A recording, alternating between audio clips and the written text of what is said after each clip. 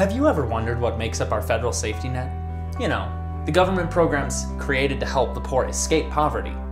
It's definitely not a short list, so let's throw some numbers on the screen. Currently, we have more than 75 programs that fit into 13 spending categories managed by a variety of agencies. In 1960, we spent $445 per person in poverty, and today that amount has increased to more than $20,000. Instead of going on about how much is being spent, let's talk about how we could otherwise use our valuable and limited economic resources.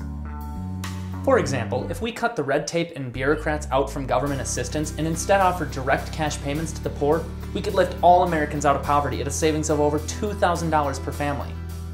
Or we could have ended poverty and still had enough left over for almost $11,000 per child in poverty. That's a lot of clothes, shoes, and food. In fact, it's enough to put them into better schools.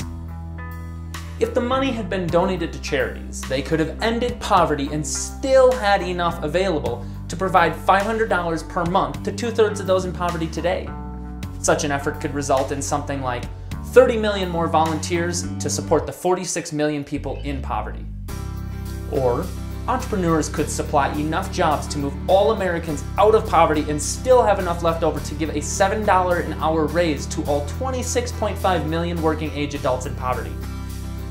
Finally, if we passed these cost savings to American families, it would total almost $5,000 per family in reduced taxes.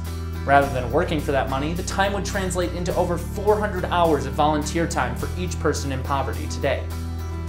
All in all, these programs account for over $640 billion spent in 2011 alone.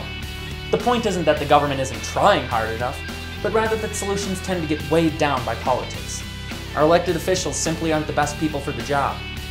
Despite good intentions and loads of money spent, the rate of poverty according to the government's own standard has skyrocketed to 16% of the American population.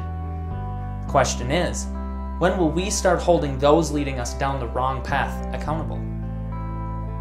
Visit our website at actonpoverty.org and get active in the fight to end poverty in America today.